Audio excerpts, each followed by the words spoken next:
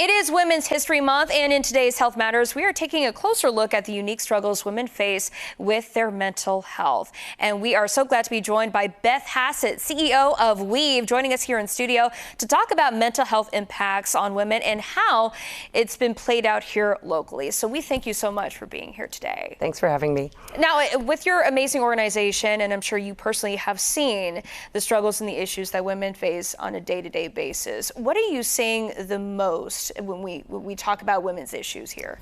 You know, we're seeing a lot of the aftermath of COVID still. People having felt isolated, feeling like there is nowhere to go get help, and the demand is just up. It is just for counseling, therapeutic counseling. We always have a waiting list, unfortunately. And domestic violence, right? The fallout from that. You know, people are still coming out of their homes finally from the domestic violence of being isolated during COVID, and they're seeking help.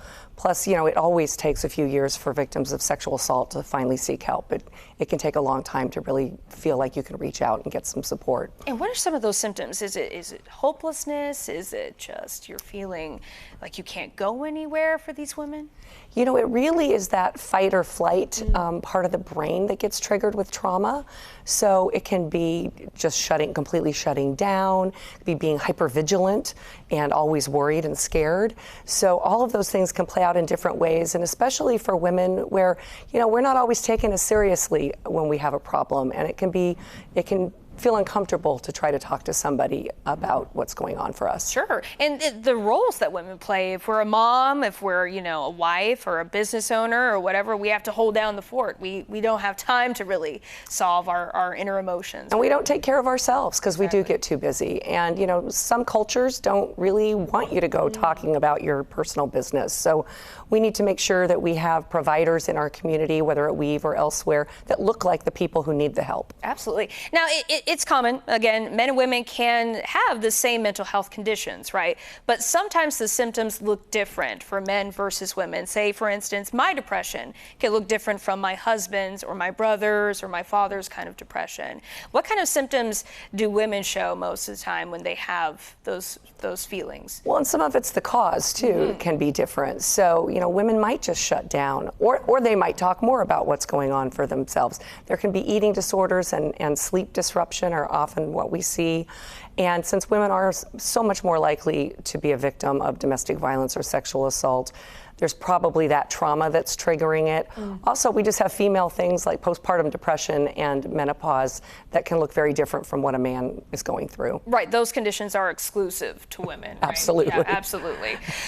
So if somebody is watching right now, we have a woman who's maybe watching in crisis, maybe they feel alone or undeserving of help. What would you say to that woman today? I mean, reach out and talk to somebody. We have a 24/7 support line that anybody can call. And a lot of people call just because they are feeling depressed and feeling some mental health issues, aren't really even addressing those underlying problems that are causing that. So just talking to somebody or somebody at your church or even a trusted colleague at work.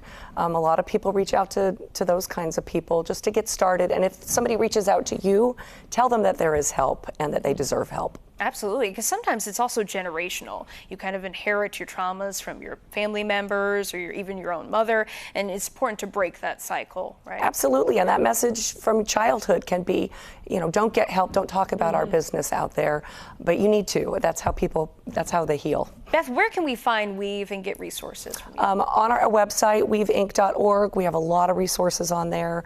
Also call our support line, 916-920-2952. And, you know, reach out no matter what's going on with you. We've got a great staff of counselors that can help. Absolutely. Again, it's Women's History Month, so let's help our women here in our community. Beth Hassett, thank you so much for joining us this morning, CEO of Weave Incorporated here. All right.